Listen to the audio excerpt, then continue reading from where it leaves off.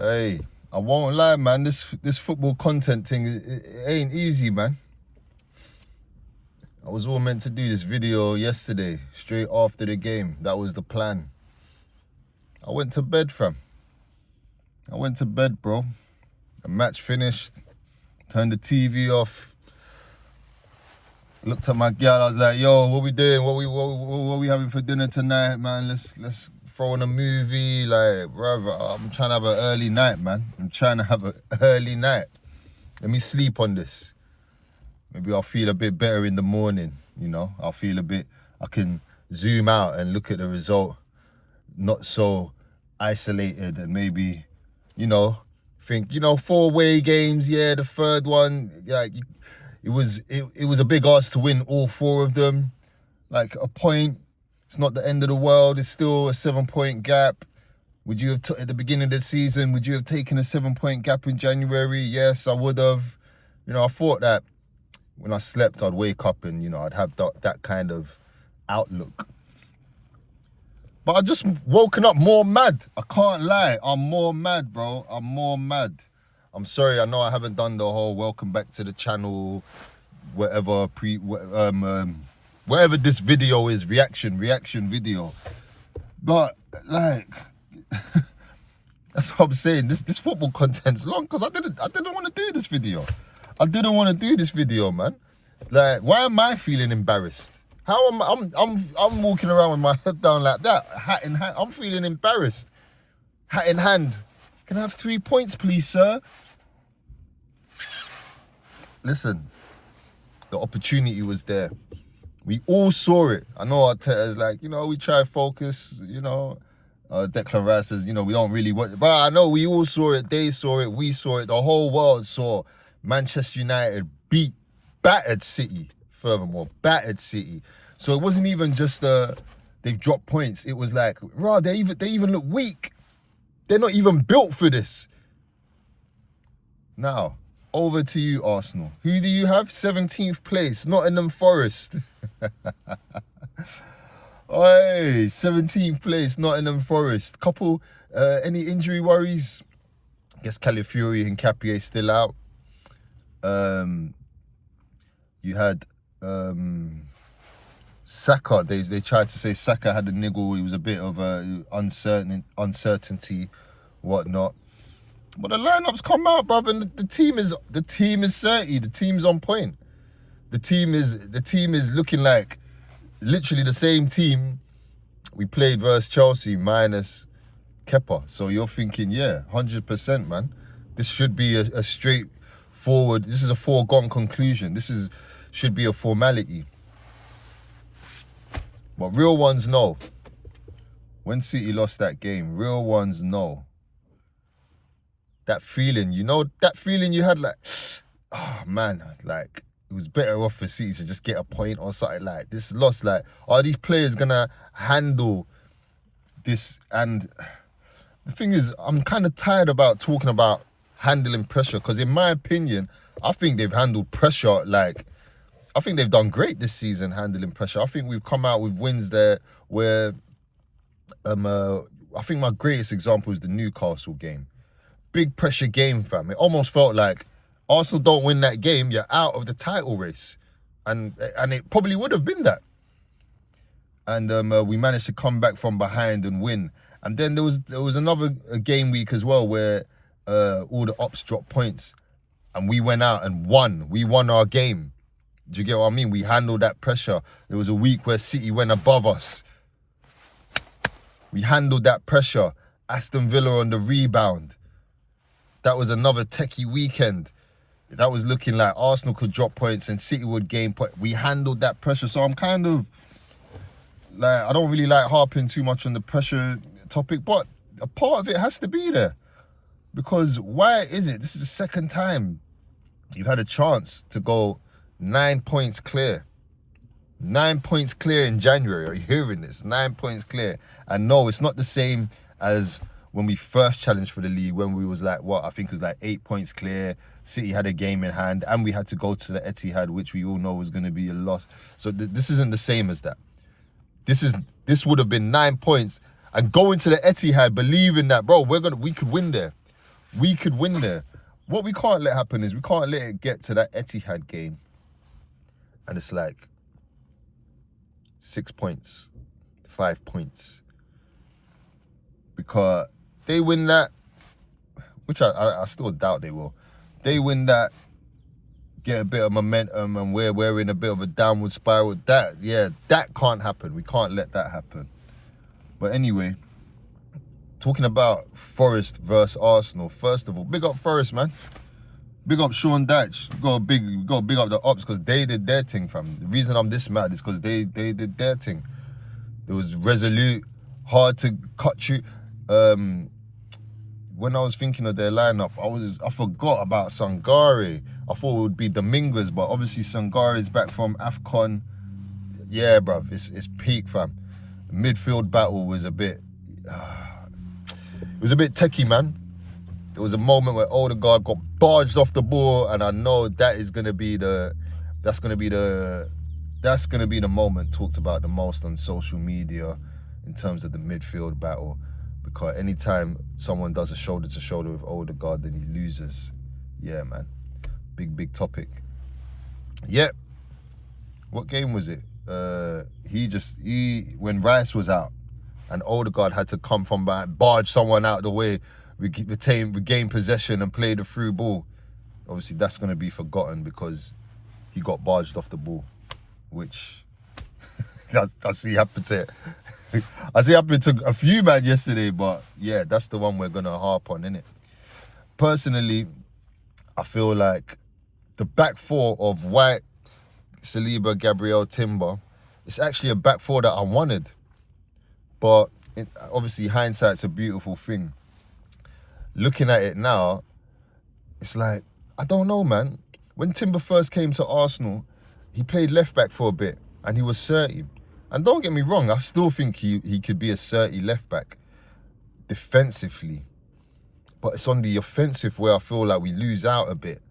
Because Timber's very, like, his attacking style as a fullback is more attacking half spaces rather than overlapping. So when he's on the right with Saka and Odegaard, he's doing that triangle where he's usually in that half space. You know that half space we used to see Martin Odegaard in? Nah, Timber's there. But now when he plays on the left, I feel like he actually doesn't really get into that half space much. He kind of inverts like how Zinchenko used to invert. He kind of comes into the middle more rather than up there in that half space. And then when he is there, because he's got to check back on his right to do stuff, it's like he's not very effective going forward when he's playing left back. And it's a bit of a techie one because Ben White is quite effective going forward when he plays right back. But so is Timber, but just in different ways. I feel like Ben White is getting the start because that's another option to feed Gyökeres. If Ben White's on the overlap, you've got that option of first-time crosses, and Gyökeres is a striker running in that's struggling with movement and all of that right now. First-time crosses is a very good option because all you got to do is just run straight, just be there first. So yeah, back four, I wanted it beforehand, but seeing how the game panned out, I feel like there may have been a moment where maybe, and as mad as it sounds, because I know Skelly's been poor, but maybe this could have actually been a game for Skelly. Because going forward, we needed more from that left back position, especially in the positions he was picking up. It had Skelly written all over it. I feel like I said, the midfield, I feel like we lost the midfield battle. Odegaard, I can't lie, I didn't really see him in the game. Zubimendi as well. Rice maybe was a bit better, but I couldn't tell you like what amazing things he did, you know. In terms of the front line, Madueke, Martinelli and Gyökeres, when I see that kind of front line, I can't lie, I was a little bit confused because I'm thinking, all right, Nottingham Forest, I feel like this is a game we're looking to dominate. That front line doesn't scream dominate. It doesn't scream ball retention. It doesn't scream link up. It doesn't scream we're trying to penetrate a low block. To me, Martinelli, Madueke, Gyökeres, These are guys that like it in behind. Pause. They like going in behind. Pause. Why for that? But they like through balls over the top, channel running. Like Madueke, one-on-one, skinnies man, try and create something. Martinelli, just put it in behind, outpaces man, 1 or 2 touches. You hope the same thing for Gyökeres. Yeah. Yeah, those are the kind of profiles I feel they were, but I didn't feel like it was going to be that kind of game. I thought this is a Trossard and Saka. So our different profiles of wingers, we got Trossard and Saka, ball to feet wingers, face up their man, create a yard of space, make something happen. Link up with the players on the inside, whatever. Then we've got Martinelli's and the Maduekis. Burst of pace, in behind, transitions. So it confused me a bit. It wasn't screaming transitions for me. I always feel like we're a front three. You can't have the same profile 3 times. It don't make sense to me. So if you're gonna have, like, say you're gonna have Madueke and Martinelli, have a link up guy in between them. Have a Jesus in between them that can, that can link the play, that can set them on their way. Whereas, yeah, man, it just didn't feel like there was good relationships in the front three. It just, like, there was a couple chances. I'm just remembering now, Martinelli. I have no idea how he missed that. Well, I do know how he missed it, but I'm not excusing it, man. That was poor. Saka had a good header. That was a great save by Sels. Gyökeres, oh, mate. I don't know. I don't know what more to say about this guy, man. I really don't know what more to say about him, man. And I don't know how to help him. Like, all this service stuff, all this, like, Arsenal's not playing to his strengths. Literally yesterday, ball, I don't even know how it goes over the top, but it's bouncing. Forest are not dealing with it. It's bounced like twice. Gyökeres has managed to nick in front of the defender. From that point, I've got the Henry mindset.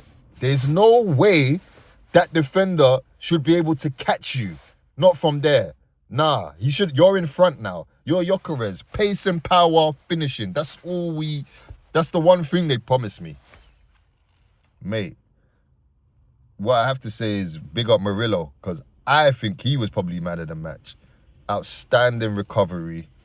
He's managed to put the burners on, get in front of Gyökeres, get the block on, and it's gone out for a corner.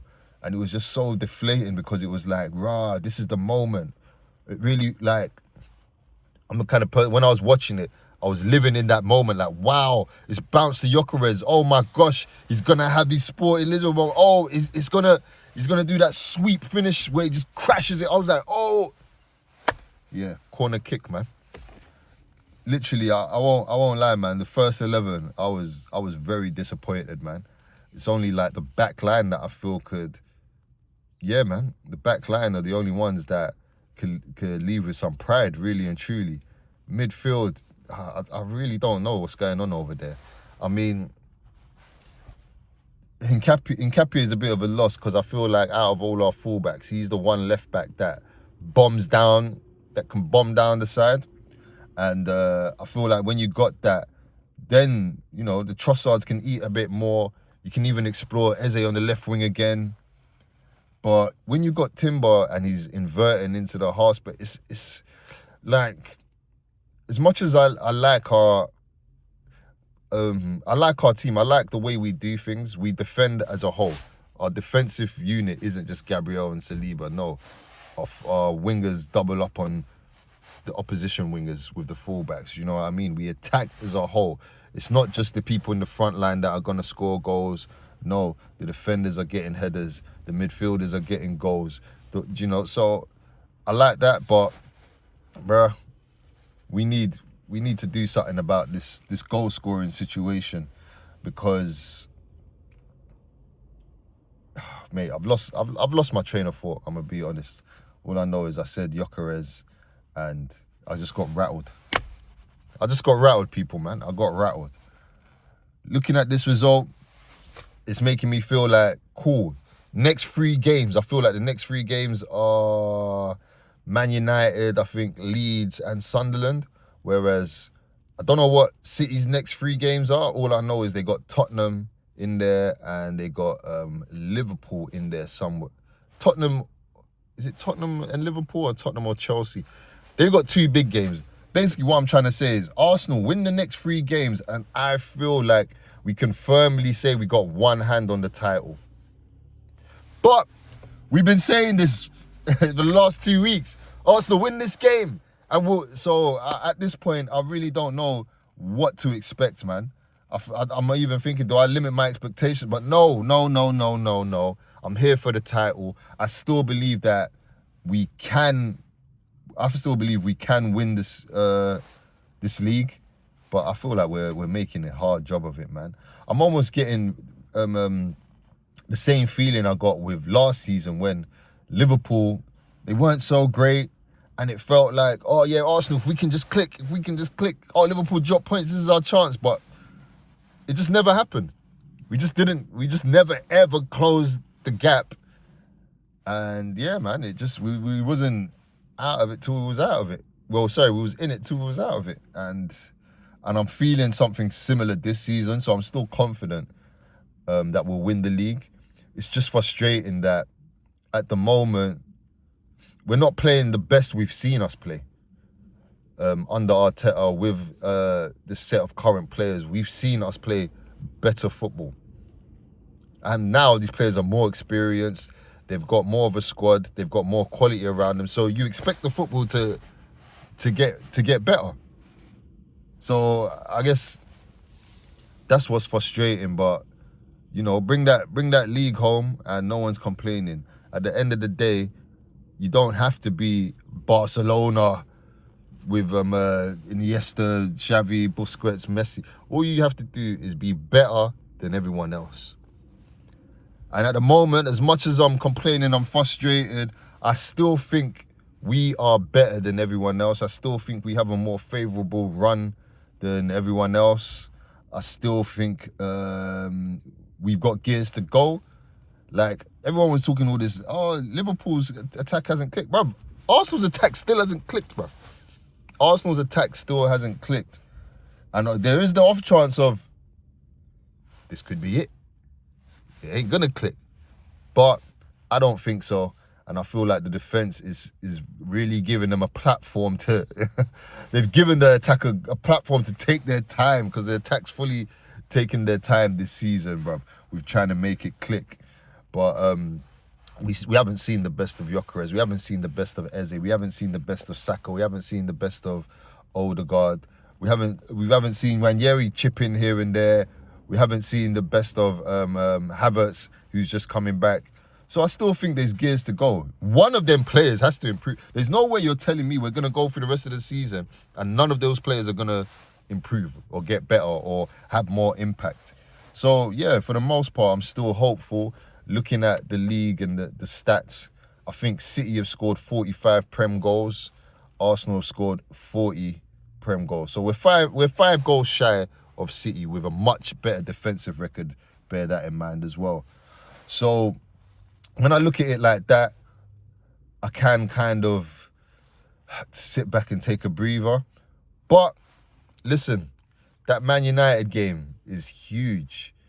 I feel like our home record is great. But if there's one team, in my opinion, if there's one team that could put a stain on our home record, it's not City, it's not Liverpool, it's not Villa, it's not Real Madrid, Barcelona, it's Manchester United. For some reason, Manchester United. If there's one team that I think, Arsenal won every game at home, they just lost to one team. Who was it? Man United. I would not be surprised. So yeah, man, that's a big game there. We've got Inter Milan beforehand. I want to see full rotation that game, man. Let everyone rest, look at themselves, reflect, review, and then Manchester United come back fresh. Because remember, them man don't have no other games. Them man are rested. They're playing, 40 games this season, fam. Them man are rested, so we need to be on point. We need to make sure they hold smoke. Lastly, I just want to talk about the penalty incident with Ola Aina.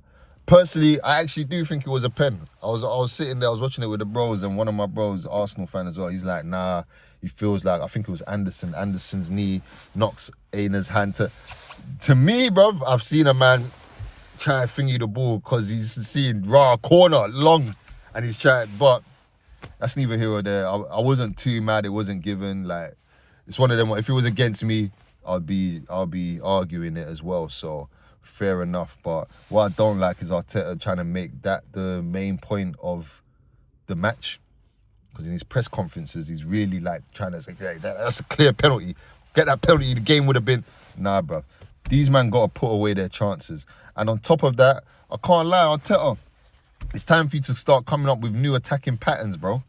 We need new ways of attacking now, bruv, because it's getting stale.